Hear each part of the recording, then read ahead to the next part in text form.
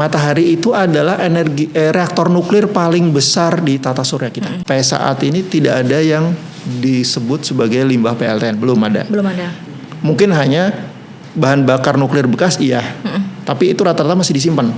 Karena apa? Sebenarnya kalau bahan bakar nuklir bekas atau bahan bakar untuk reaktor itu masih bisa direproses lagi, jadi bahan bakar baru. Di dalam pisang itu ada kandungan radioaktif namanya potasium atau kalium 40. Itu juga mengeluarkan radiasi nuklir. Ada banyak lagi, antara lain misalkan ada wortel, kemudian ada bayam, itu juga sama, semua ada radiasinya, mengeluarkan radiasi. Artinya sebenarnya dari bayi kita udah kena radiasi nuklir nih, gitu kan. Ya. Nah, kopi ini kandungan potasiumnya 40 kali lipat dari pisang. Kemudian yang paling canggih kalau untuk bidang kesehatan adalah untuk pengobatan kanker. Keperluan ronsen itu juga dia mengeluarkan radiasi nuklir. Kemudian untuk yang sejenis dengan ronsen ada yang namanya CT scan. Nah, kemudian kalau di bidang industri juga banyak. Istilahnya radiografi industri. Radiografi industri itu adalah untuk mendeteksi salah satunya kebocoran pipa. Ada beberapa negara maju yang mensyaratkan produk yang masuk itu harus sudah diiradiasi nuklir ini, gitu ya. Tujuannya apa? Untuk mematikan bakteri-bakteri yang merugikan sehingga mereka aman. Nah, radiasi nuklir ini bisa kita deteksi dengan alat-alat yang ada di depan kita ini. Halo Manten, ketemu lagi di Paten Kupas Bapeten. Bersama saya Dani Citra, dan di episode kali ini kita akan ngebahas soal new era nuklir dengan tema ngomongin nuklir tanpa ribet ya. Nah, belakangan ini kita sering dengar soal swasembada energi bersih sampai dengan target net zero 2060. Nah, salah satu topik yang mungkin ini sering banget disebut adalah soal energi nuklir dan juga kemungkinan pembangunan PLTN di Indonesia. Jadi buat sebagian orang mungkin nuklir gitu ya, terdengarnya ini takut gitu, terus juga khawatir. Tapi ada orang juga yang bilang bahwa nuklir ini canggih ya. Jadi kita juga nggak mau bikin takut, tapi kita juga mau ngobrol lebih jernih soal pembangunan PLTN di Indonesia. Jadi di tengah diskusi besar soal rencana pembangunan PLTN di Indonesia, ada salah satu lembaga ini yang perannya sangat krusial sekali, tapi mungkin belum banyak dikenal oleh masyarakat luas ya. Dan hari ini kita akan ngobrol langsung dengan pihak yang bertugas mengawasi, kemudian mengatur dan juga memastikan keselamatan pemanfaatan tenaga nuklir di Indonesia. Jadi telah hadir bersama kita Bapak Abdul Kohar dari Bapeten ya. Halo Bapak Abdul. Selamat siang Mbak Dani. Selamat siang. Ini dipanggil Bapak Abdul atau Bapak Kohar nih? Kohar aja. Bapak Kohar ya, biar lebih akrab gitu ya Pak ya. Kabarnya gimana Pak hari ini? Alhamdulillah ya. Terima kasih sudah menyempatkan waktu bersama kami di sini tentunya ya Pak ya. Nah, Pak, sebelum jauh ke rencana besar soal PLTN nih, kita mungkin mulai dari yang paling dasar dulu gitu ya Pak ya, supaya semua juga yang nonton di sini bisa ikut paham juga gitu ya. Kalau dengar kata nuklir nih ya Pak ya, banyak orang langsung kepikiran bom, terus juga radiasi gitu ya, dan juga hal-hal yang menyeramkan, apalagi buat masyarakat awam gitu ya Pak ya. Padahal di banyak negara ini nuklir justru jadi sumber energi bersih dan juga andalan. Nah, supaya nggak salah paham nih ya, sebenarnya apa sih nuklir itu dan kenapa nuklir ini bisa dimanfaatkan sebagai sumber energi? Boleh dijelaskan Pak? Ya, makasih Mbak Danis. Jadi memang kalau masyarakat kok banyak takut mendengar kata nuklir gitu ya, itu memang bisa kita maklumi karena nuklir ini dikenal masyarakat ketika pasca Perang Dunia Kedua setelah jatuhnya bom di Hiroshima Nagasaki. Ya. Jadi memang setiap mendengar nuklir konotasinya pasti perang, bom atom gitu ya. Padahal yang mungkin tidak banyak masyarakat tahu adalah sebenarnya nuklir itu diketemukan jauh sebelum Hiroshima Nagasaki. Di awal 1900-an nuklir itu sudah diketemukan oleh salah satunya oleh Bu Marie Curie kalau ini kita sebut, itu digunakan untuk keperluan ronsen. Jadi sebenarnya nuklir itu dimanfaatkan pertama kali justru untuk keperluan ronsen gitu ya. Tapi memang itu tidak begitu mengemuka gitu ya, begitu membuminya setelah Hiroshima Nagasaki. Nah, kalau kita bicara nuklir sendiri, memang nuklir ini adalah satu bentuk energi sebenarnya, sama kayak energi bunyi, energi panas, energi ya macam-macam gitu ya. Hanya bedanya adalah sumbernya dari mana. Nah, kalau mungkin kita kembali ke pelajaran SMP gitu ya, pelajaran SMP kita pasti akan dikenalkan bahwa semua benda di alam ini terdiri dari yang namanya atom. gitu kan. Nah, di dalam atom itu ada yang namanya inti atom. Nah, kalau inti atom ini dia bereaksi, entah itu dia membelah atau dia misalkan bergabung atau bertumbukan atau macam-macam. Nah, ini akan mengeluarkan energi. Nah, itu dikenal sebagai energi nuklir. Nuklir itu inti gitu ya ini. Nah, kalau ada juga istilah radiasi nuklir gitu ya. Nah, radiasi ini sebenarnya adalah cara perambatan energinya. Kalau kita masak air itu si air ini bisa mendidih karena panas yang dari api dia merambat lewat panci gitu ya. Kalau misalkan pancinya kita jauhkan dari apinya, airnya nggak akan mendidih gitu ya. Beda dengan nuklir, tanpa butuh perantara dia bisa sampai ke kita. Nah, ini yang namanya radiasi. Kayak misalkan kita melihat cahaya lampu itu juga radiasi gitu ya. Jadi sebenarnya radiasi itu metode cara merambatnya. Kalau nuklir itu energi nuklir itu adalah jenis energinya. Jadi artinya apakah kita memang sudah berdampingan dengan radiasi itu dalam kehidupan sehari-hari? Gitu? Oh ya. Nah, kalau kita bicara energi nuklir sebenarnya setiap hari kita selalu bersentuhan dengan yang namanya radiasi nuklir gitu ya, Mbak.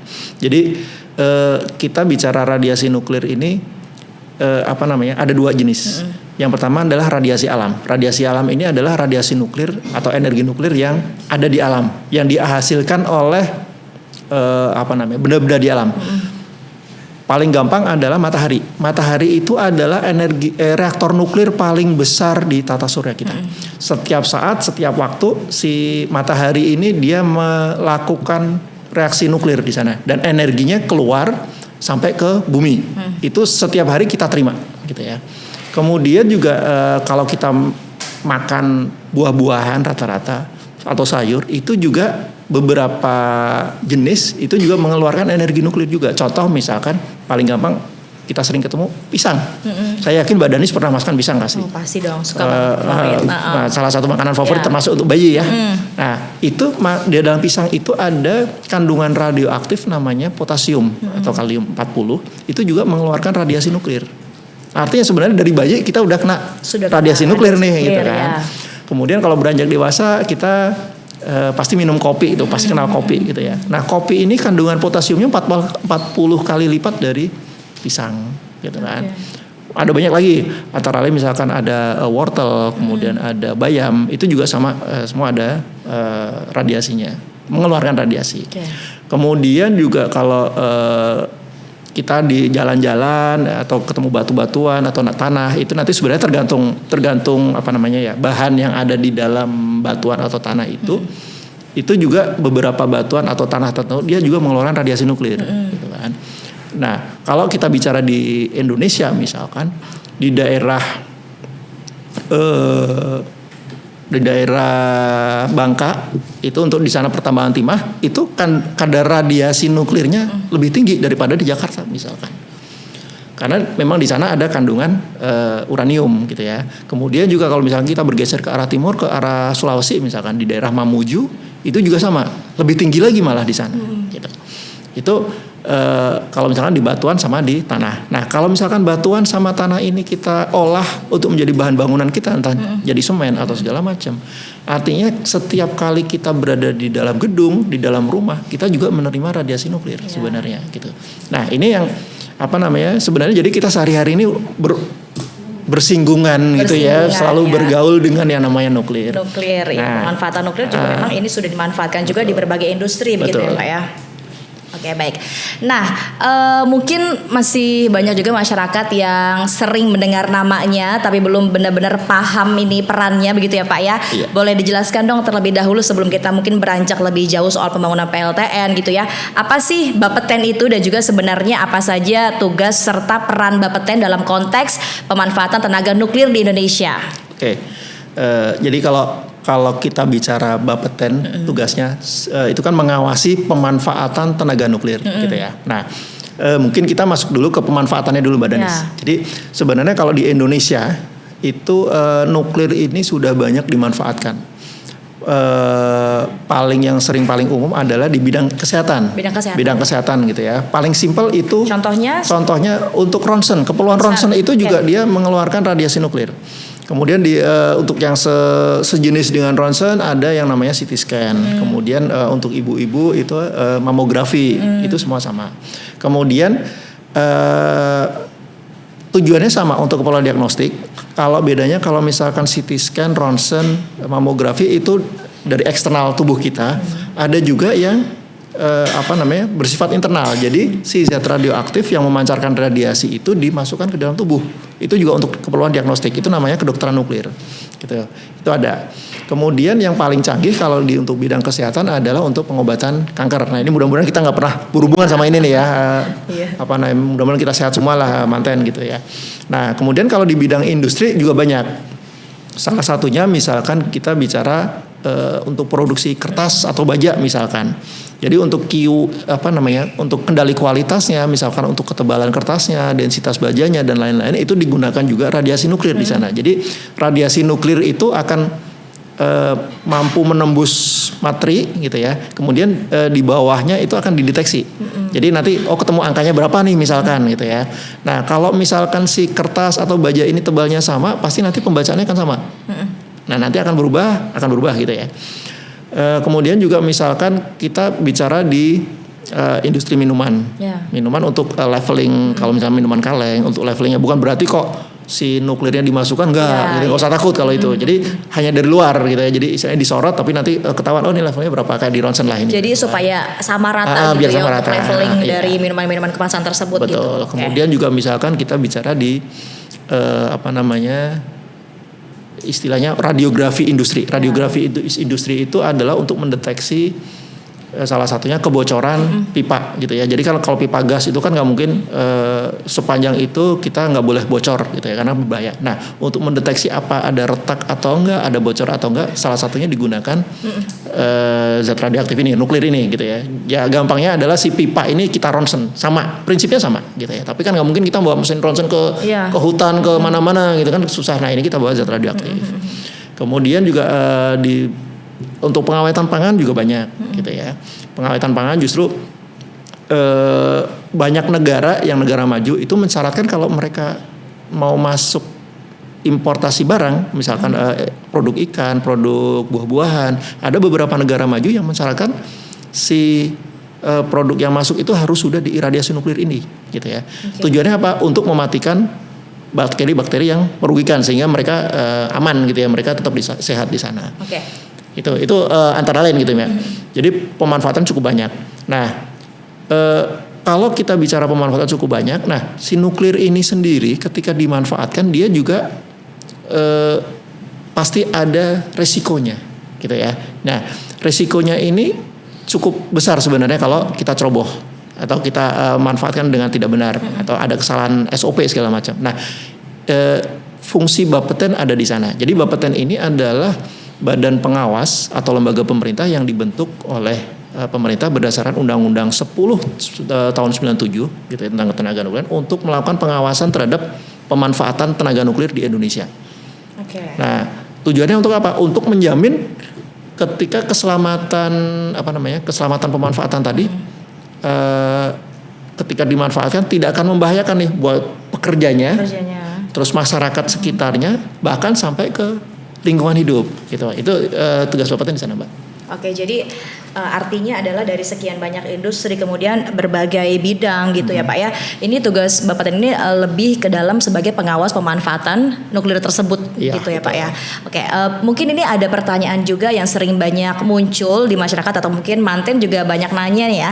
Kenapa sih Indonesia ini mulai mempertimbangkan pembangkit listrik tenaga nuklir? Apa yang membuat energi listrik ini, energi nuklir dianggap ini penting untuk masa depan energi kita? Apakah memang betul-betul sepenting itu Kak Pak? Jadi kalau kita bicara masuk ke era PLTN gitu ya, itu tidak terlepas dari kebijakan pemerintah atau yang juga akan tersangkut juga dengan kebijakan internasional gitu ya. Tadi sudah disinggung Mbak Danis di pengantar masalah net zero emission di 2060. Artinya nanti di 2060 kita harapkan tidak ada lagi emisi gas karbon gitu kan. Nah, saat ini untuk pembangkitan energi ini paling banyak kalau di Indonesia itu dari pembangkit listrik tenaga uap gitu ya, mungkin dari pembakaran batu bara dan lain-lain. Itu gas karbon yang dikeluarkan cukup banyak Gitu hasilnya. Nah, untuk mengurangi itu dari pemerintah sudah memutuskan untuk oke lah kita beralih bukan hanya PLTU saja, tapi kita mulai diversifikasi sumber energi, gitu ya. Mulai mungkin ada yang energi solar, energi bayu, kemudian energi air, mikrohidro, termasuk salah satunya ada energi nuklir. Nah, kalau kita bicara kebijakan energi 10 tahun yang lalu, kita bicara energi nuklir, di sana di state bahwa energi nuklir itu adalah opsi terakhir. Ya. Nah, kalau sekarang untuk kebijakan energi yang baru sudah state bahwa energi nuklir menjadi salah satu opsi sebagai pembangkit energi gitu. Nah, kenapa kok si PLTN ini dianggap mungkin lebih ramah gitu ya? Karena memang berdasarkan riset segala macam gitu ya, dari sisi PLTN sendiri dia tidak mengeluarkan gas karbon sama sekali gitu ya. Itu yang pertama. Kemudian juga ada beberapa keuntungan PLTN ketika misalkan terkait kestabilan pasokan daya gitu ya. Jadi kalau PLTN itu ketika sekali beroperasi on gitu ya, bahan bakar udah masuk semua nih. Sekali on itu bisa 1,5 tahun sampai 2,5 tahun bisa nggak dimatikan, on terus gitu. Nanti pada periode maintenance diganti, itu di shutdown diganti, dan itu akan meminimalisir potensi misalkan ketidakstabilan pasokan energi seperti yang dulu misalkan kita pernah beberapa tahun yang lalu ada kasus pasokan batu baranya terhambat karena gelombang tinggi segala macam, akhirnya jadi kita pemadaman bergilir gitu ya. Nah, ini dengan adanya PLTN itu potensi itu bisa sedikit berkurang gitu ini. Oke, ini kalau bicara soal PLTN ini mungkin banyak yang langsung terbayang juga teknologi lama yang mungkin sudah puluhan tahun begitu ya Pak ya, seperti yang tadi Bapak bilang, padahal teknologi nuklir ini juga akan terus berkembang gitu ya. Nah, terkait rencana pembangunan PLTN di Indonesia, jenis teknologi PLTN apa saja sih Pak yang mungkin diperbolehkan untuk dibangun supaya keselamatan pekerja dan juga masyarakat serta lingkungan ini benar-benar terjamin gitu Pak? Ya. Nah, kalau dari sisi regulasi gitu ya, kita tidak ada jenis PLTN tertentu apa yang boleh dibangun gitu ya. Semua jenis PLTN boleh dari sisi regulasi. Generasi baru atau generasi lama? Itu nggak masalah. Tapi yang harus dipastikan adalah bahwa teknologinya harus terbukti aman. Gitu ya. Nah, kalau saat ini bagaimana cara membuktikan bahwa teknologi itu terbukti aman? Gitu. Artinya, nah ini PLTN ini rata-rata sudah dibangun di banyak negara misalkan. Kemudian di sana tidak banyak kecelakaan segala macam, tidak banyak insiden, berarti itu bisa kita lihat, kita anggap itu sebagai terbukti aman. Bukan teknologi yang baru uji coba gitu ya. Percobaan itu nggak boleh. Jadi harus gitu. Melihat dari udah ada track recordnya gitu ya, baru bisa dikatakan aman gitu. Jadi kalau kita bicara teknologi yang lama juga nggak mungkin juga gitu ya, karena kan sekarang teknologi yang berkembang. Jadi kalau teknologi PLTN itu sekarang dari generasi 1 itu udah hampir nggak ada, generasi 2 itu dibangun 1970-an, hampir sudah nggak ada lagi. Sekarang yang banyak beredar adalah generasi 3 dan juga 3+. Nah, bedanya apa? Kalau generasi 3 itu dia sistem keselamatannya masih aktif tapi cukup bagus gitu ya. Tapi masih perlu upaya operator lah gitu ya. Jadi masih bantuan operator untuk beberapa sistem pendinginan ya. Tapi kalau yang 3+ yang lebih advance lagi itu sudah mulai pasif. Jadi kalau misalkan operatornya karena suatu kondisi tahu-tahu pingsan semua gitu ya. Nah, ini juga bisa gitu. Jadi si PLTN sendiri bisa mengamankan dirinya sendiri gitu. Jadi teknologi boleh canggih gitu ya, tapi harus dengan pengawasan yang kuat. Dan tentunya teknologi juga pasti akan tetap berisiko gitu ya, makanya harus ada pengawasan juga. Nah, tadi sudah Bapak singgung bahwa bagaimana keselamatannya gitu ya Pak ya. Ini mungkin juga menjadi bagian yang bikin masyarakat khawatir. Kalau bicara soal PLTN yang paling sering ditakutkan ini adalah soal keamanan dan juga radiasi gitu ya. Sebenarnya seaman apa sih teknologi PLTN saat ini gitu, dan bagaimana sistem pengawasannya gitu? Nah, kalau seberapa aman gitu ya Pak, seberapa aman paling gampang itu kan kita bicara seberapa besar kematian yang timbul di PLTN. Misalnya yang diakibatkan oleh PLTN gitu ya. Terlepas jadi misalkan dulu ada Chernobyl sama Fukushima gitu ya. Tapi secara umum adalah secara statistik di dunia gitu ya. Kematian penduduk di sekitar akibat PLTN itu jauh lebih rendah daripada kematian penduduk akibat keberadaan PLTU. Oke. Gitu. Jadi itu untuk menggambarkan istilahnya keamanannya gitu ya.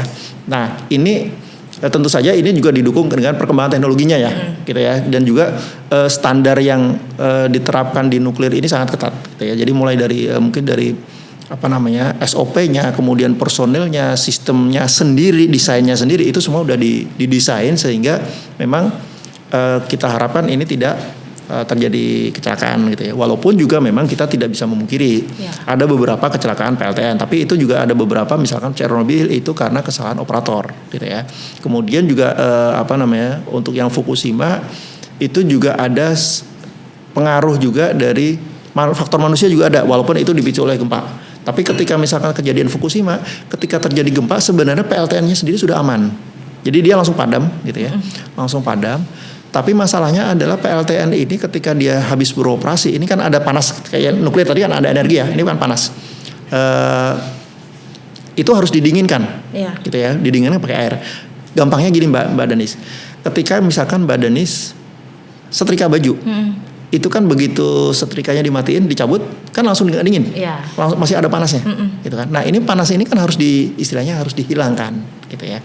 Nah, kalau kita bicara PLTN itu mungkin hampir, kalau saya nggak salah ngitung pernah itu sekitar 200.000 setrikanya nyala bareng. Nah, itu kan kalau itu dicabut semua, itu juga panasnya masih nggak kebayang, gitu ya. Ini harus didinginkan, gitu. Nah, permasalahannya adalah ketika waktu di Fukushima itu pendinginan itu dia menggunakan air yang disirkulasi dengan pompa. Nah karena memang di Fukushima itu adalah reaktor yang generasinya agak lama gitu ya, generasi 2. Kemudian desainnya juga mungkin masih di generasi desain waktu itu gitu ya. Beberapa diesel, beberapa pompa itu ditaruh di bawah. Akhirnya terendam sama si tsunami gitu kan. Jadi mati pompanya. Jadi si air ini tidak bisa jadi muter.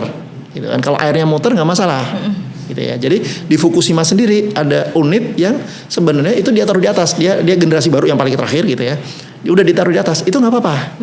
Genset sama pompanya ini, itu nggak apa-apa. Tapi kalau yang meledak itu generasi Daini gitu kan, itu masih yang di bawah, itu terendam mati itu jadinya gitu. Jadi memang ada faktor di sana. Jadi untuk yang generasi 3 sekarang faktor-faktor seperti itu sudah diperhitungkan semua. Oke, gitu. Jadi terkait dengan kecelakaan maupun kekhawatiran masyarakat gitu, artinya apakah memang Bapeten ini sudah siap untuk melaksanakan pengawasan untuk nanti ke depannya pembangunan PLTN begitu sudah siap? Tetap kita lakukan pengawasan ya, tentu saja walaupun yang tadi tetap kita awasi. Iya, dan juga kalau Bapeten ini sebenarnya belajar dari pengalaman negara lain nggak sih Pak? Iya Pak.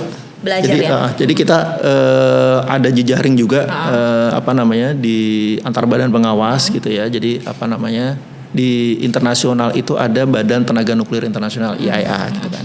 Nah di sana berkumpul semua ahli nuklir, semua badan pengawas, semua badan promosi nuklir di sana pokoknya semua ini. Nah kita juga sering ikut istilahnya pertemuan di IAEA, saling bertukar pikiran dengan badan pengawas lain gitu kan. Termasuk juga kita menjalin kerjasama gitu ya, bilateral.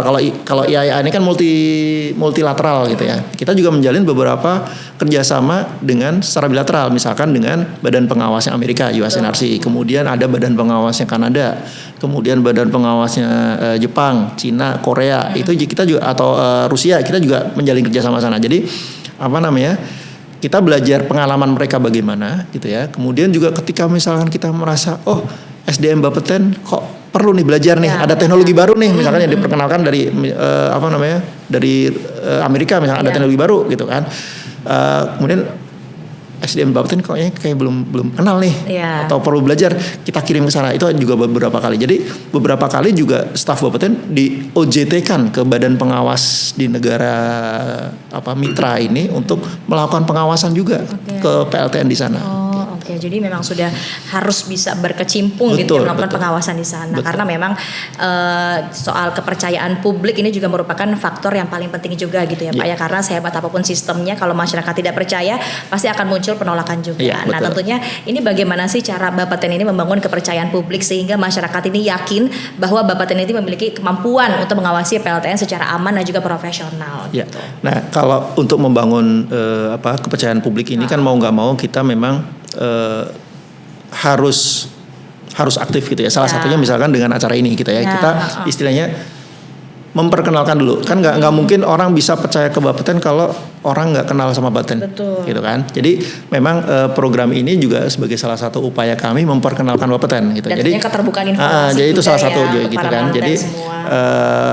masyarakat udah tahu oh minimal Bapeten ada dulu Ya. gitu kan. Nah, kalau udah terpancing pengen tahu mungkin ya langsung cari websitenya apa gitu. Nah, kemudian di berikutnya adalah kita juga pasti akan berusaha mempublikasikan apa sih yang sudah dilakukan oleh Bapeten untuk melakukan pengawasan terhadap pemanfaatan tenaga nuklir di Indonesia gitu ya. Jadi kita pengawasan Bapeten itu kita lakukan dengan 3 cara, Mbak. Yang pertama adalah kita bikin peraturan gitu ya. Bagaimana sih tenaga nuklir itu dimanfaatkan di Indonesia? Apa syaratnya, kemudian bagaimana nanti kualifikasi operatornya dan lain-lain. Kemudian yang kedua adalah kita itu menerbitkan izin. Ya. Jadi kita tahu di mana saja seluruh pemanfaatan tenaga nuklir ini di Indonesia, kita bisa tahu. Nah, kalau sudah ada punya izin itu kan terkadang hanya disubmit by dokumen gitu ya Mbak ya. Nah, kan kita nggak ke lapangan, kita nggak semuanya ke lapangan gitu ya, kan terlalu banyak. Nah, untuk memastikan apakah yang disubmit di proses perizinan itu benar, kita juga melakukan inspeksi. Kita pastikan gitu. Contoh misalkan ketika pas submit izin, si pemohon izin ini bilang, Pak saya punya alat 2 nih misalkan. Kemudian punya operator yang sudah kualifikasi sarjana ini gitu kan. Ada 2 misalkan. Ternyata pas kita datang ke lapangan alatnya nyewa dari tetangga sebelah. Nah itu kan nggak boleh gitu ya. Nah ini kita pastikan tuh di lapangan gitu ya. Nah ini informasi-informasi pengawasan ini termasuk juga kalau misalkan ternyata ada pelanggaran tadi, kemudian juga sampai kita lakukan penegakan hukum, kita upayakan untuk publikasi, gitu kan. Jadi masyarakat juga bisa lebih paham bahwa Bapeten ini sudah melakukan fungsinya dengan baik. Ya. Kemudian juga ketika masyarakat terjadi pelanggaran ternyata juga ada ada aksi gitu ya, bukan kok ternyata ada pelanggaran dibiarin aja gitu kan. Nah ini juga kita sampaikan gitu ya. Nah kemudian juga khusus untuk PLTN gitu ya, itu memang sesuai standar yang berlaku di dunia internasional juga. Nanti ketika nanti kita mau mengeluarkan izin, ada satu upaya untuk melakukan istilahnya dialog publik. Jadi nanti akan kita sampaikan nih. Jadi apa yang sudah dilakukan Bapeten, permohonannya masuk nih dari PTA gitu kan, mau membangun PLTN misalkan. Kemudian sudah kita lakukan evaluasi, hasilnya ini loh gitu kan, dampaknya ini loh. Jadi itu nanti masyarakat itu juga akan kita harapkan bisa memberikan masukan terhadap nanti keputusan katun lah ya ini ya yang dikeluarkan oleh Bapeten. Gitu. Oke, jadi kalau bicara soal regulasi dan juga sistem ini tentu ada manusia yang menjalankannya. Betul. Gitu ya Pak ya. Lalu bagaimana sih kesiapan dari SDM nih ya di Bapeten dalam melakukan pengawasan PLTN dan juga upaya yang mungkin bisa dilakukan untuk memastikan SDM tersebut ini benar-benar kompeten gitu Pak? Ya. Apakah ada sertifikasi Pelatihan. Internasional gitu kan, atau ada pelatihan khusus kah gitu? Iya. Nah, memang kalau untuk SDM pengawas PLTN gitu ya, kita juga sebenarnya saat ini sudah mengembangkan gitu ya. Kita mengacu pada dokumen standar yang dikeluarkan oleh YA. Jadi memang untuk pengawasan PLTN misalkan perlu sekitar 23 spesialisasi gitu ya. Jadi ada cukup banyak gitu. Kita sudah pokoknya nanti kita mapping. Nah, ketika misalkan sudah ketemu, kemudian dirasa kan kalau kita bicara PLTN untuk penyiapan SDM kita masih bicara yang general dulu ya. Iya. Nah, kan kita nggak tahu nanti PLTN yang masuk ke Indonesia yang tipe apa nih. Gitu kan. Jenis apa nih? Kemudian macam-macamnya apa. Nah, teknologinya bagaimana? Nah, ketika nanti ada permohonan kan nanti kita bisa ketahuan. Ternyata yang sudah kita siapkan ada kekurangan nih. Jadi perlu diklat ke luar negeri atau kemudian perlu diklat kalau di dalam negeri misalkan di instansi mana nih? Misalkan contoh yang ada perlu pengawas untuk analis kebakaran misalkan. Ada sendiri itu. Ada sendiri. Kebakaran bahkan kebakaran itu ada sendiri. Oke, ternyata di dalam negeri kita nggak tahu nih di instansi mana, apakah di Kemenaker misalkan untuk pelatihan analisis kebakaran itu gitu kan. Nah, itu juga kita nanti akan diklatkan ke sana kalau perlu gitu ya. Jadi itu yang memang kalau ternyata di dalam negeri nggak ada, kita cari di luar negeri apakah ada lembaga pelatihan yang instansi yang mengadakan pelatihan itu. Atau kalau tidak ada, ya tadi kita mengkontak mitra kita, gitu kan. Mitra kita kan rata-rata udah negara maju nih, mereka udah banyak pengalaman gitu kan. Boleh nggak nih kita training ke sana, ke tempat kamu, terus training, nanti sekaligus staff saya magang dong di situ untuk belajar ini, gitu. Jadi ini yang dilakukan Bapeten untuk mempersiapkan SDM pengawas PLTN. Artinya dari sisi regulasi SDM dari Bapeten ini sudah siap dan sudah berkompeten gitu ya Pak ya. Sudah kita persiapkan, walaupun kalau kita bicara nanti langsung 10 PLTN ya kita nggak siap gitu ya. Kita gitu Oke. kan. Ini dan PLTN ini tentunya bukan hanya isu keselamatan juga ya, tapi ini adalah investasi yang besar gitu ya Pak ya. Betul. Lalu ini sejauh mana sih regulasi yang telah disusun Bapeten mungkin dalam mengakomodasi isu pembangunan PLTN baik dari sisi keselamatan, keamanan maupun kemudahan investasi. Ini bagaimana cara menjaga keseimbangan antara keselamatan dan juga kepastian investasinya Pak? Iya. Nah, kalau kita bicara keselamatan, keamanan segala macam, kita regulasi kita mengikuti standar internasional gitu yang sudah berlaku gitu ya. Tentu saja nanti mungkin kita sesuaikan dengan kondisi di Indonesia. Nah, mungkin yang tadi disampaikan Mbak Danis, bagaimana sih kita memastikan gitu ya, ini keselamatan, takutnya juga nanti investasinya malah hambat betul, gitu kan. betul. Nah, kalau kita bicara untuk yang investasi, kita juga regulasi yang kita bangun itu juga mengikuti regulasi yang sudah ada terkait investasi, Undang-Undang Cipta Kerja dan juga peraturan turunannya gitu ya. Nah, tentu saja memang di sana ada beberapa penyederhanaan, tapi kita berharap bahwa penyederhanaan itu tidak akan mengurangi kualitas keselamatannya. Gitu ya. Nah, bagaimana caranya? Salah satunya adalah kita sekarang membangun sistem yang kita kenal sebagai pre-licensing. Kalau investasi itu kan rata-rata kalau udah masuk di level perizinan ya Mbak ya. Nah, artinya kan kalau sudah perizinan kan sudah bayar segala macam. Nah, kalau kita bicara investasi, kalau misalkan ini perizinan terus ditolak berkali-kali kan berarti investasinya mahal kemudian lama. Itu kan sangat tidak dikehendaki. Nah, Bapeten saat ini mengembangkan sistem yang kita sebut pre-licensing. Artinya sebelum si calon pemohon izin ini mengajukan izin, mereka kita persilakan untuk berkonsultasi ke Bapeten dulu. Ini free. Oh, free konsultasi. Free consultation gitu ya. Jadi mereka bisa tanya, Bapeten kalau saya mau membangun PLTN misalkan, syaratnya apa? Dan nanyain regulasinya bagaimana? Itu kita konsultasikan dulu semua gitu kan. Nah, nanti ketika mereka sudah, mungkin ada beberapa ini yang mungkin bisa menyusun dulu gitu ya, istilahnya mungkin draftnya gitu ya, kita bisa ada kurang nggak gitu kan, jadi bisa dikonsultasikan dulu. Ketika sudah dirasa mungkin agak matang gitu ya, itu bisa disubmit ke Bapeten sehingga ketika nanti proses evaluasi bisa berjalan dengan cepat dan tidak untuk menghindari penolakan juga. Iya betul. Berarti ada alurnya juga. Jadi mungkin konsultasi dengan Bapeten juga bisa, ataupun misal mau membangun usaha iradiator gitu ya, gitu alurnya juga kan harus ada ke Bapeten dulu ya. Terus juga melewati proses perizinan dan kemungkinan syarat-syarat yang harus dipenuhi itu juga dari Bapeten juga gitu. Oke, nah nanti kalau misalnya PLTN benar-benar dibangun ini tentu masyarakat juga pengen tahu gitu ya bagaimana pengawasan dilakukan secara nyata. Jadi sistem pengawasan PLTN yang disiapkan Bapeten khususnya dalam hal perizinan dan juga inspeksi ini agar keselamatan pekerja, masyarakat dan juga lingkungan tetap terjaga, itu bagaimana? Mungkin realitanya inspeksi yang sering dilakukan itu seperti apa sih Pak kalau dari Bapeten sendiri? Nah, kalau untuk inspeksi mungkin kita sedikit gambaran gitu ya. Kita kalau PLTN belum ada, tapi kita sudah memiliki sebenarnya 3 reaktor nuklir, Mbak. Ada di Serpong satu. Paling dekat itu dibangun tahun 86. Yang Kartini itu di mana? Nah, Kartini itu di Jogja. Di Jogja. Itu dibangun tahun 79. Yang paling tua adalah di Bandung. Tahun 65. Semuanya masih dioperasikan sampai saat ini. Masih alhamdulillah masih selamat. Gitu ya. Nah, sistem inspeksi yang kita bangun adalah tentu saja sesuai risiko gitu ya. Jadi kita itu memang sesuai standar internasional juga, bahwa sistem inspeksi kita dibangun berdasarkan risiko. Kalau risikonya makin besar, inspeksinya makin sering, gitu ya. Kedalaman juga makin dalam. Nah, khusus untuk PLTN, selain nanti mungkin kita ada periode inspeksi rutin misalkan. Biasanya nanti akan kita rencanakan ada resident inspektur.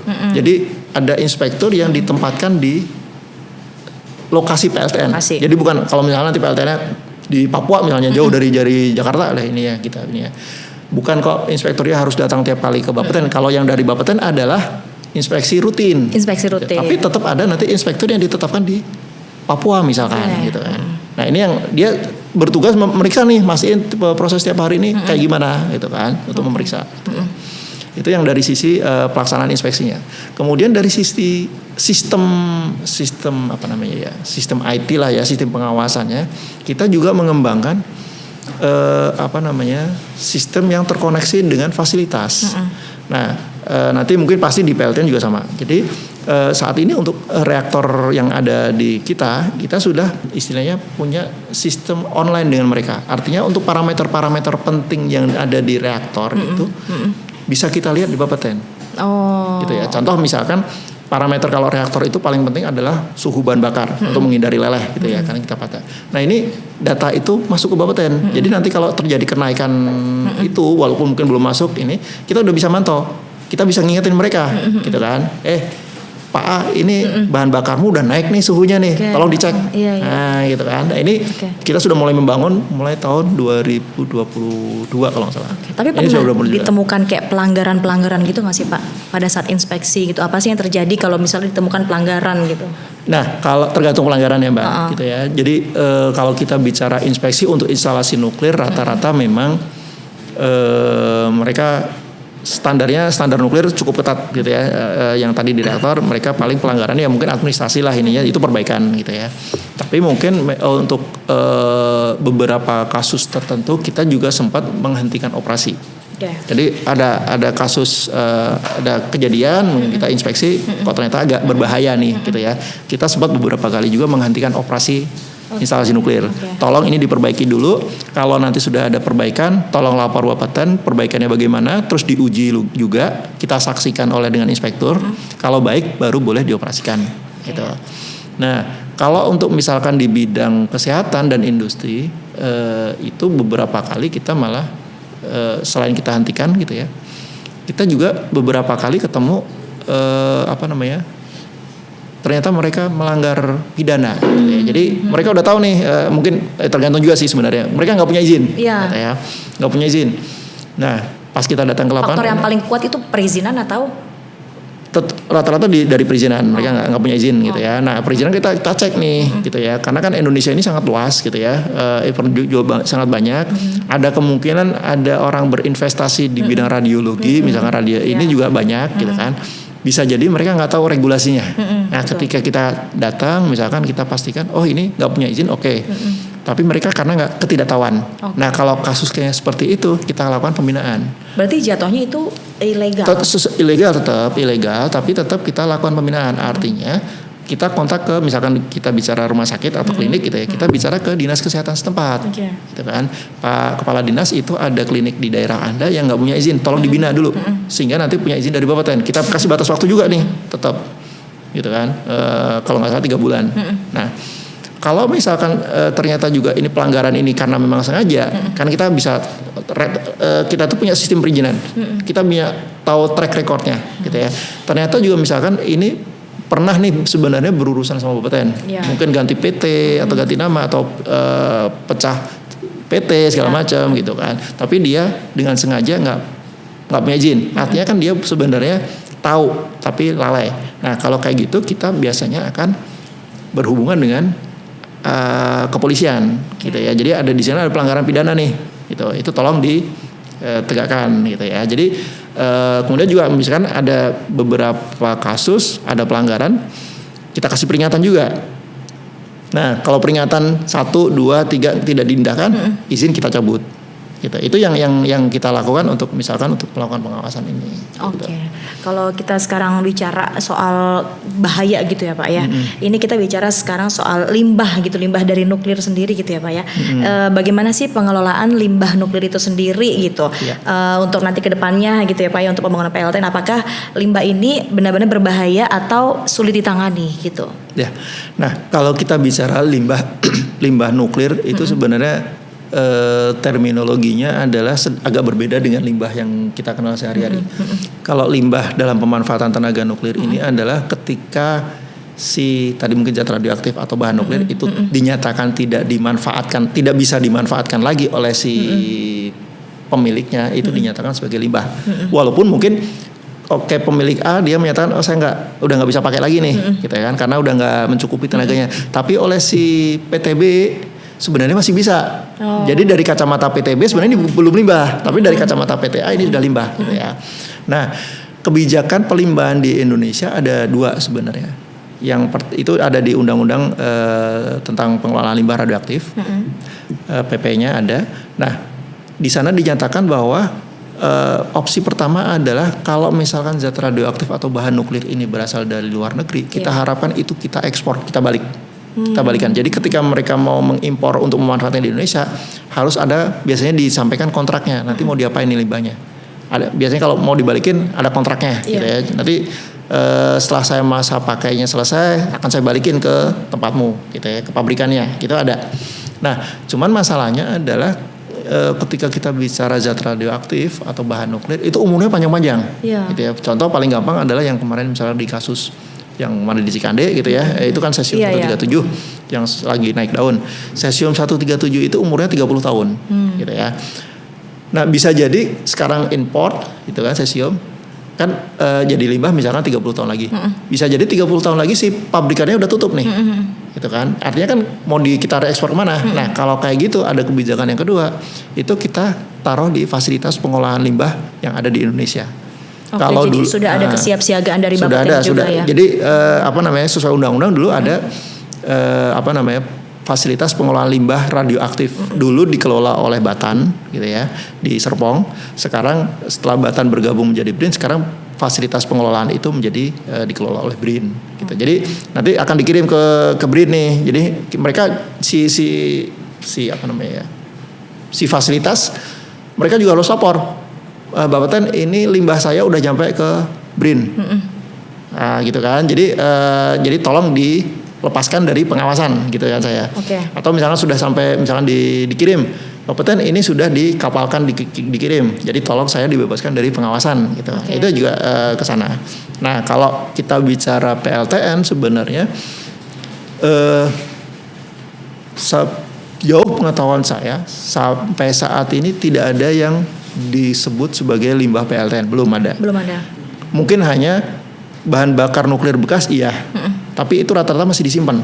Karena apa? Sebenarnya kalau bahan bakar nuklir bekas atau bahan bakar untuk reaktor itu masih bisa direproses lagi jadi bahan bakar baru. Jadi rata-rata masih disimpan gitu ya. Jadi bukan dinyatakan sebagai limbah ininya di seluruh dunia. Tapi kalau mungkin mau disimpan di limbah, ada beberapa negara yang sudah menyiapkan nanti kalau itu ini saya tetapkan ini sebagai limbah, nggak mau saya proses lagi. Karena memang untuk processing ini teknologinya hanya dimiliki negara-negara tertentu dan cukup mahal gitu ya. Tidak saya prosesing lagi, ini saya simpan. Ya, artinya saya diperlakukan sebagai limbah. Mereka sudah mempersiapkan penyimpanan limbah dalam. Jadi udah berapa ratus meter di tanah gitu.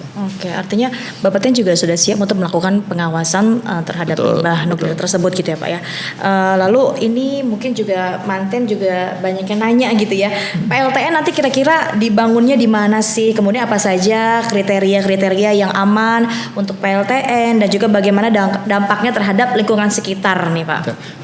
Nah, sebenarnya kalau kita bicara PLTN di Indonesia, kalau kita bicara rencana ketenaga nukliran gitu ya, itu memang bisa sampai 45 gigawatt kalau tidak salah. Itu sampai sudah maksimal?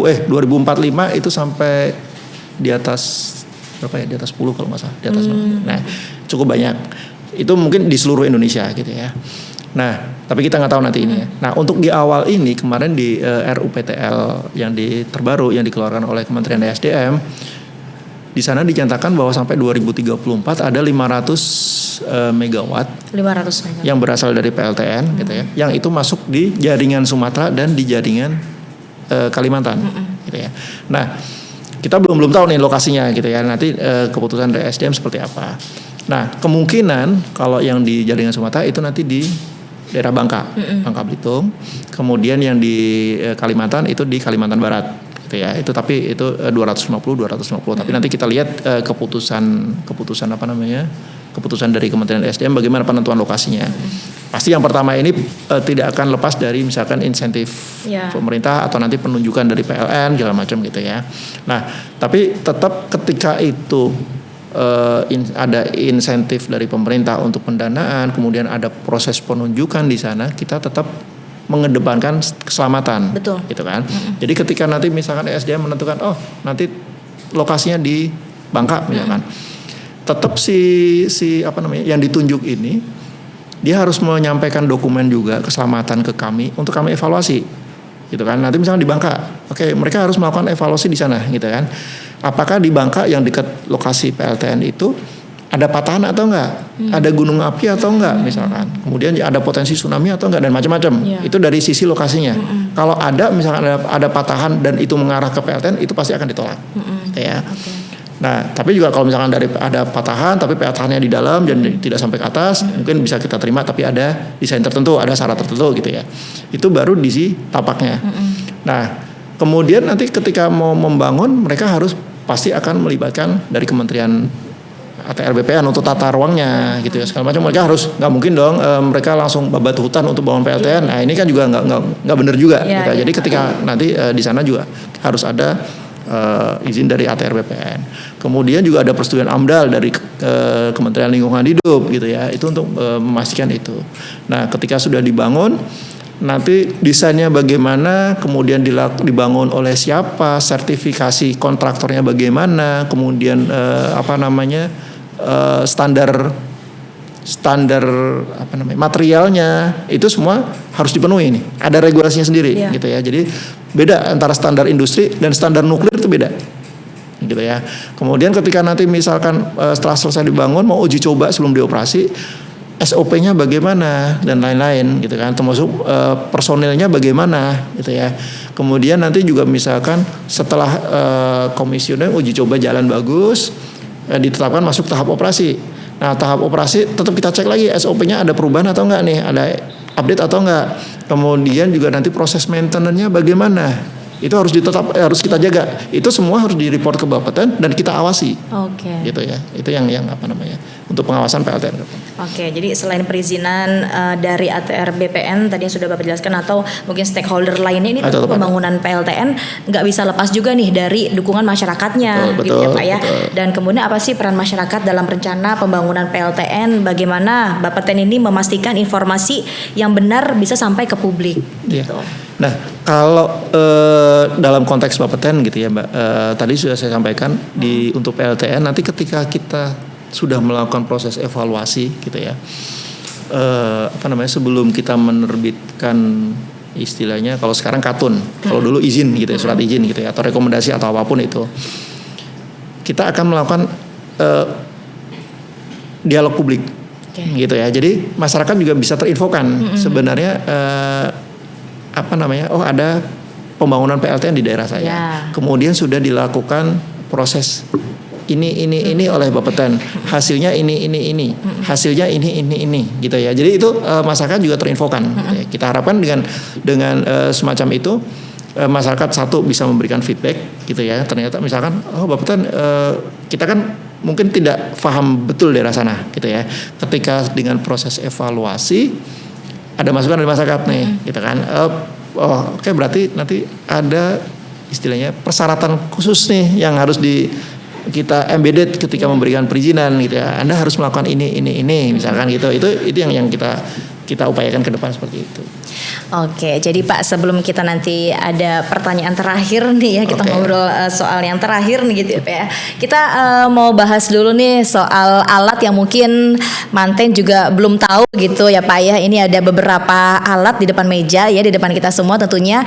Ini bagaimana sih fungsinya masing-masing alat ini gitu Pak. Ini kebetulan saya juga kayaknya nggak tahu nih ya alat apa aja gitu ya Pak ya.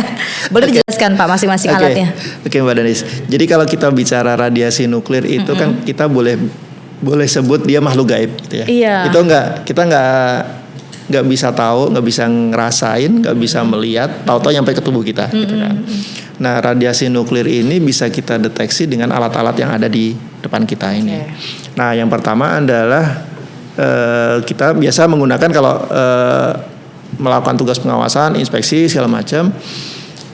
Untuk mengetahui adanya radiasi nuklir di sekeliling kita ada dua. Kita sebutnya pakainya surveimeter ini. Ini salah satu ini, kemudian ini juga Ini dua jenis yang berbeda gitu, tapi fungsinya sama. Nah ini saya nyalakan dulu ya Mbak ya.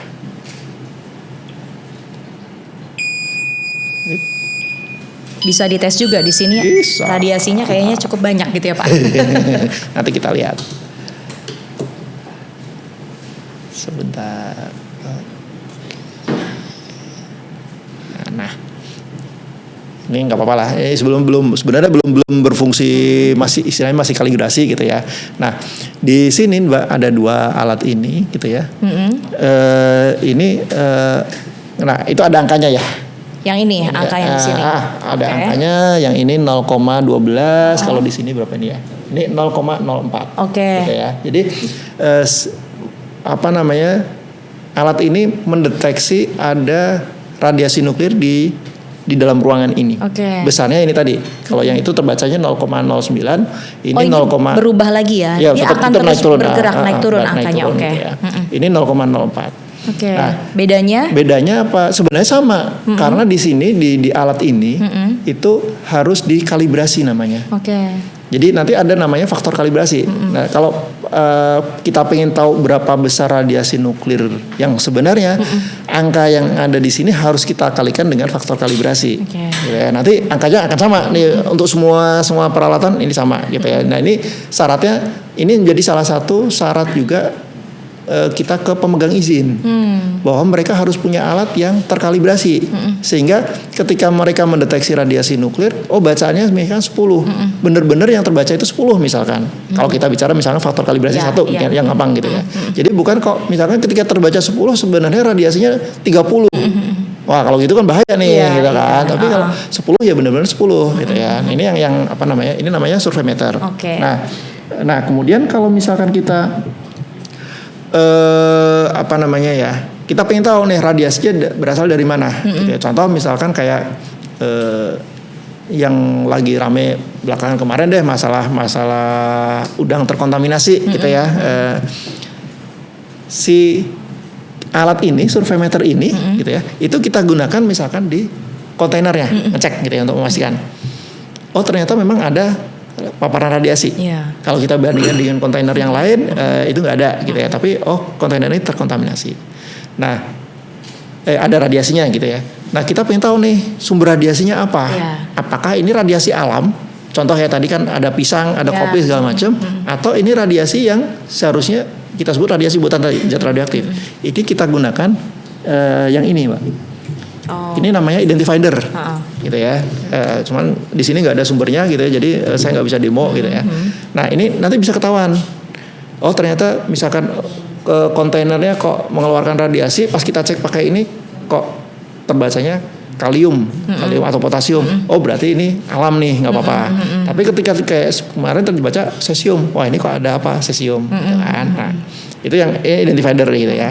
Nah kemudian yang ketiga adalah ketika kita bicara tadi kontainer tadi ada radiasi, kita pengen tahu si sumber radiasinya ini apakah itu berada di dalam kontainer atau di luar kontainer atau misalkan di permukaan kontainer gitu ada yang menempel. Nah kita gunakan yang ini.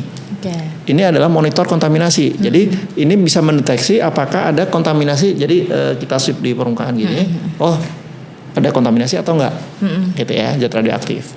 Nah kemudian ketika kita berada di medan radiasi,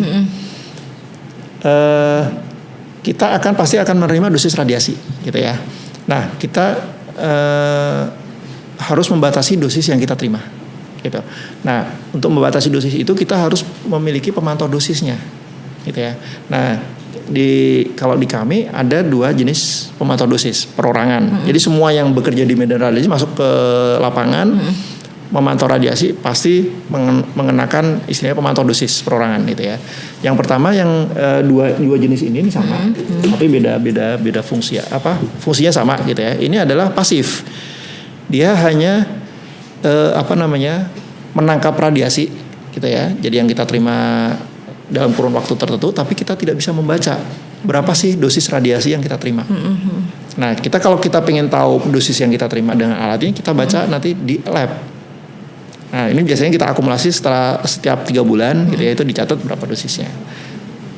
Nah ini kebetulan punya saya. Coba saya lihat Pak. Kebetulan punya saya, ada nama saya. Oke, jadi tinggal ditempel aja gitu Iya, di baju, ditempel. langsung bisa ketahuan. Dan gitu ini nggak boleh ketukar, nggak boleh ditukar-tukar. Oh gitu. Jadi kalau kita bisa tahu nih ya. jadi kita kalau terkena udah ada radiasi apa enggak gitu. Jadi kalau udah ada catatan nama saya, ini nggak boleh dipakai oleh personil yang lain, karena nanti bisa tercampur-campur dosisnya. Oke, berarti kita bisa tahu dan menjamin kesehatan kita juga. Kita sehat, Iya. nih radiasi kita Betul. rendah gitu ya. Ada potensi bahaya nggak sih Pak kalau radiasi kita tinggi gitu? Nah, Apa yang terjadi gitu? kalau Kejang-kejang kah atau apa gitu ya kan? kalau kita bicara dampak sebenarnya itu tergantung dari dosis radiasi yang kita terima gitu ya Mbak ya. Secara literatur sih sebenarnya dosis di atas 100 milisievert gitu ya. Jadi sievert itu adalah dosis radiasi gitu ya. Kayak misalkan kalau panjang meter atau kalau berat itu gram gitu ya. Nah ini kalau dosis radiasi itu sievert. Di atas 100 milisievert itu akan dampak kelihatan, mulai dari misalnya kulitnya kemerah-merah, kemudian misalkan luka bakar, kemudian misalkan mual-mual, rambut rontok, sampai meninggal. Oh bahaya juga ya. Nah cukup bahaya. Itu kalau radiasinya tinggi. Nah tapi kalau misalkan di bawah 100 milisievert, secara empiris sebenarnya dampak-dampak itu nggak kelihatan. Tapi energi nuklir ini adalah energi yang energinya tinggi. Dia bisa merusak sel dalam tubuh kita, gitu ya. Tapi merusaknya juga tetap makin besar dosisnya, kemungkinan rusaknya makin besar. Tapi ketika misalkan tetap di bawah 100 ini juga bergantung pada daya tahan tubuh kita. Jadi misalkan kita berdua sama-sama kena tadi 100 ya, kita bicara misalkan kena 50 mili deh, 50 milisievert, masih di bawah ini. Kita sama-sama sehat, gitu kan. Mungkin kita nggak ada dampak dari radiasi itu. Tapi ketika misalnya salah satu dari kita sakit misalkan, kemudian kondisinya melemah, nah ini salah satu dari kita sel tubuhnya ada yang rusak, gitu ya. Nah sel tubuh ini bisa dia sembuh sendiri bisa, atau dia bisa bermutasi. Nah bermutasi ini yang kita tidak inginkan, gitu ya. Jadi nanti bisa timbul kanker segala macam, gitu ya. Nah untuk menghindari itu, makanya secara regulasi baik di level internasional maupun nasional itu kita batasi, ada batas dosisnya untuk masyarakat hanya 1 milisievert dalam 1 tahun. Kalau kami sebagai pekerja radiasi itu 20 milisievert, gitu ya, jauh lebih besar gitu ya. Itu kita harapkan sebenarnya juga nggak ada dampak gitu ya, masih jauh. Nah jadi kita pantau nih ininya, jadi dalam setahun 3 bulan kan dicatat nih, kohar dapat 3 bulan ini dapat 10 misalkan, kemudian 3 bulan berikutnya 10 lagi, jadi total dalam setahun. diri sendiri juga itu bisa, dong. nanti pasti di report nih akhir tahun ada laporannya nih, ada catatannya gitu kan. Kalau misalkan udah banyak, kalau kami ada kebijakan, ntar tahun depan di-grounded dulu deh ininya gitu ya. Jadi gitu. ada gara-gara mungkin ini banyak penyakit nih gitu. Dosisnya udah berlebih. Dosisnya tinggi gitu. Dosisnya udah agak berlebih. Jadi memang untuk istilahnya untuk memulihkan diri sendiri. Oke, itu berarti kalau dosisnya tinggi memicu penyakit. Sebenarnya belum tentu juga. Sebelum kan tetap kita ada batasan, Mbak. Kita batasnya di 20 mili kan, gitu kan. Tapi artinya ketika kita mencapai 20 sebenarnya juga dari sisi teori nggak ada masalah. Tapi kan kita nggak tahu nih secara sel tubuh kita kayak gimana gitu kan. Jadi untuk menghindari dampak-dampak kalau misalnya udah tinggi, ya udah deh kamu di-grounded dulu sekian lama. Luar biasa. Gitu. Berarti pekerja di Bapeten semuanya sehat walafiat gitu. Amin. Nah kemudian yang kedua, kalau yang tadi kita itu kan akumulasi. Nah ini adalah yang aktif. Jadi ini ada angkanya. Jadi dia bisa tahu langsung dosis yang dosis yang diterima berapa gitu. Ketika dia masuk ini masih belum dinolkan gitu ya, masih ada angkanya gitu. Ini angka dari mana Pak? Ini kalau nggak salah waktu ya pokoknya teman-teman dipakai di lapangan gitu ya. Jadi sudah 41. Ini sering dipinjam sama teman-teman juga. Itu bisa. Jadi nah kalau yang ini nggak apa-apa. Jadi ketika ini tuh alatnya kita pegang aja atau ditempel di bagian tubuh tertentu. Digantung. Oke. Jadi nanti dia terima begitu masuk harusnya rata-rata dinolin dulu gitu ya. Begitu keluar dinolin masuk udah nol, keluar dicatat berapa nih, gitu kan. Nah nanti tetap ada pencatatannya, nanti dinolin lagi, dipakai orang berikutnya, nanti masuk nol lagi dicatat gitu. Itu yang aktif. Oke, luar biasa itu sih. ya. Berarti kita bisa tahu nih ya di sekeliling kita nih ya, kita Iya, terpapar radiasi atau Betul. enggak. Seperti sekarang ini mungkin kayak kita banyak terpapar radiasi ya, sinar yang banyak ini gitu ya Pak ya. Oke Pak, terakhir nih Pak, ini penting juga nih untuk kita semua dan juga para manten gini ya, pesan Bapeten untuk masyarakat Indonesia supaya tidak takut tapi juga kritis untuk menyikapi isu nuklir dan juga pembangunan PLTN. Mungkin adakah yang disampaikan dari Pak Kohar sendiri? Yang pertama tentu saja seperti yang tadi udah disampaikan Mbak Danis gitu ya, jangan takut terlalu berlebihan Ya, gitu ya. betul. Tetap kalau memang merasa agak khawatir, agak ragu, kami siap menerima pertanyaan sejauh mana sejauh kami bisa menjelaskan akan kami sampaikan. Itu yang pertama. Kemudian yang kedua, tadi saya sampaikan bahwa pemanfaatan tenaga nuklir itu di Indonesia itu cukup banyak, gitu ya. Kita berharap bahwa manten itu juga bisa membantu Bapeten dalam melakukan pengawasan. Karena Bapeten ini hanya ada satu di Jakarta nih, Mbak. Ada satu di Jakarta. Kemudian ketika kita kalau proses perizinan itu semua by online, Iya. gitu ya, itu nggak masalah. Yang menjadi masalah adalah ketika kita melakukan inspeksi ke lapangan. Yang boleh melakukan inspeksi di Bapeten itu juga ada kualifikasinya tertentu. Itu tidak lebih dari 150 orang. Oke. Bisa dibayangkan kalau misalnya saya belum bicara yang instalasi nuklir nih, belum termasuk PLTN gitu ya. Baru yang untuk kesehatan dan industri. Seluruh Indonesia kalau misalkan hanya 150 orang ini saja yang mengawasi pelaksana inspeksi, bisa 1 Januari itu dari Sabang, nanti 31 Desembernya di Merauke. Nanti balik lagi nih, kan nggak pulang-pulang nih, kasihan gitu kan. Jadi kita berharap juga Bang Toy, jadi nggak pulang-pulang gitu kan. Jadi kita berharap bahwa manten juga bisa melakukan membantu kami melakukan pengawasan. Caranya bagaimana? Caranya paling simpel adalah ketika misalkan manten melakukan mungkin paling gampang di bidang kesehatan gitu ya, mau nganter kerabat, saudara atau mau memang diperintahkan oleh dokter untuk ronsen misalkan atau klinik radiologi, ketika datang ke klinik radiologi nanya dulu punya izin dari Bapeten atau enggak, gitu ya. Nah kalau misalkan dia sudah punya izin dari Bapeten, silahkan lanjut di situ nggak apa-apa. Kalau misalkan responnya adalah Pak, Bapeten itu apa? Wah, itu udah pasti nggak punya izin karena nggak kenal Bapeten. Gitu ya. Atau kalau misalkan udah dia bilang nggak punya Pak, kita ini. Kalau kayak gitu ada 2 yang bisa dilakukan. Yang pertama adalah silakan mencari klinik lain yang punya izin dari Bapeten, gitu ya. Nah, yang kedua adalah menginformasikan ke kami. Bapeten ada klinik A misalkan di Jalan B, Kota C, gitu kan. Nih kemarin saya datang nggak punya izin nih, tolong diperiksa. Itu biasanya kami akan juga langsung turun ke lapangan. Seperti yang tadi saya sampaikan gitu ya, apakah nanti hubungannya sama dinas kesehatan atau sama ke kepolisian nih gitu kan. Ini tergantung dari teman-teman di lapangan. Nah, kalau untuk masalah PLTN memang saat ini kita belum ada gitu ya. Bapeten juga saat ini tengah membangun sistem untuk melakukan pengawasan. Bagaimanapun juga nanti kebijakan apakah ada PLTN atau enggak tidak itu bergantung kepada kebijakan Presiden Prabowo gitu ya. Karena standar di dunia internasional kalau PLTN pertama di suatu negara harus ada statement go nuklir dulu dari pimpinan tertinggi. Jadi oke, Indonesia masuk akan bangun PLTN pertama. Nah, itu baru nih gitu kan. Nah, dalam konteks ini kami sih meminta bahwa masyarakat bisa percaya kepada Bapeten bahwa kami akan melakukan pengawasan. Dan pengawasan ini dapat saya tambahkan Mbak Danis, kita nggak melakukan pengawasan sendiri.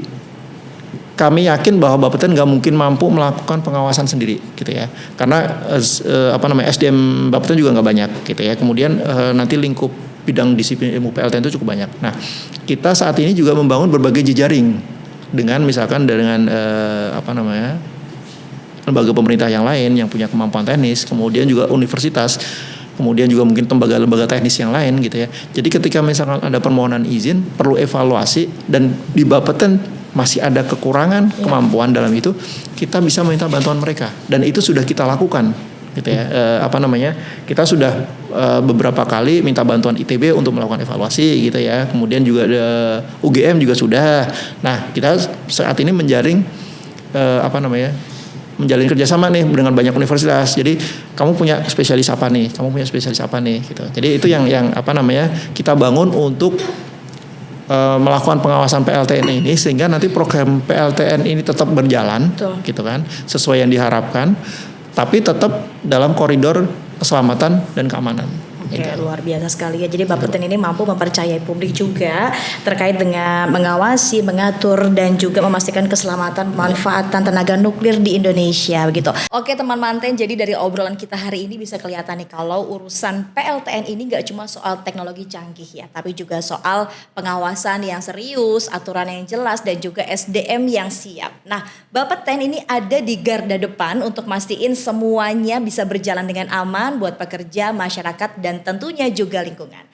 Jadi buat kamu yang masih penasaran atau mungkin masih ragu nih soal PLTN, jangan langsung judge dulu ya. Cari info, ikutin diskusinya dan juga pahami peran lembaga pengawasannya karena masa depan energi itu bukan cuma urusan pemerintah ya, tapi juga urusan kita semua ya.